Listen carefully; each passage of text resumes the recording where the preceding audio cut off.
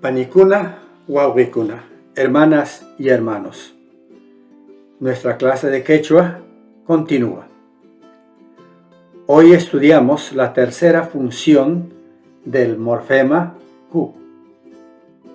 Como dijimos, este morfema ya hemos hecho sus dos funciones. Hoy su tercera función como morfema enfático de la acción verbal. Enfatiza la acción con ahínco, con intención, y que en castellano se expresa con la acción reflexiva.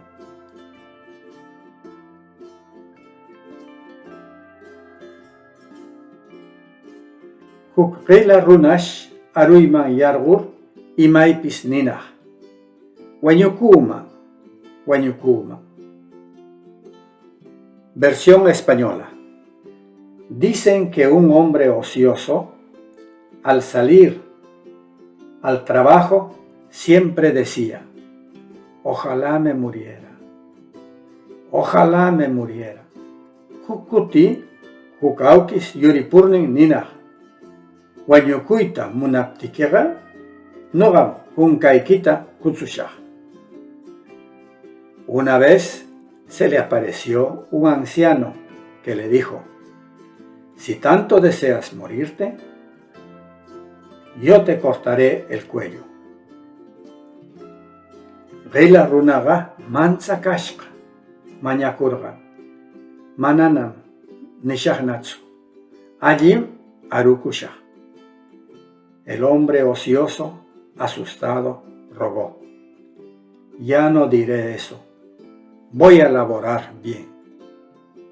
Tsai pumpita Reila runaga, allí aruko runa carga.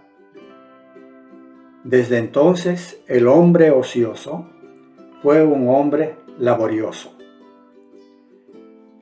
La labor es parte del ser humano. Quien no labora no cumple la función para el ser humano.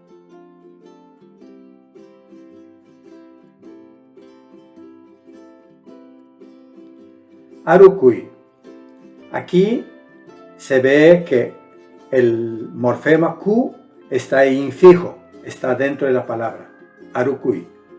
Laborar con ahínco. Aukis, anciano.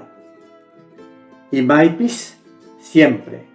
Kunka, cuello. Kutsui, cortar.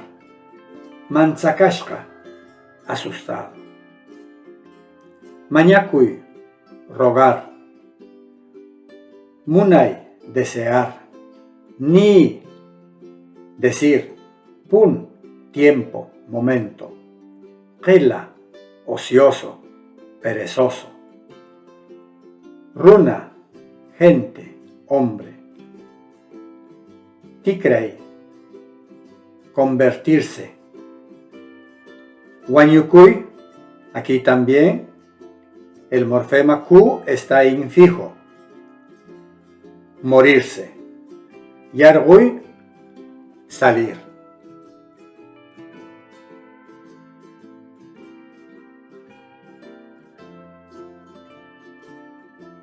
El morfema sufijo man, después del nombre y adverbio, significa hacia, a. Pero si es después del verbo conjugado, es desiderativo, equivale ojalá. Na, ya. Pita, de, desde. Tiene valor locativo y temporal. El morfema sh, al final, se dice que este morfema indica que el discurso es ajeno. Así comienzan muchos relatos en que el que relata evade su responsabilidad y luego está diciendo: así dicen, otros así hablan. Este es un discurso muy común del que evade su responsabilidad.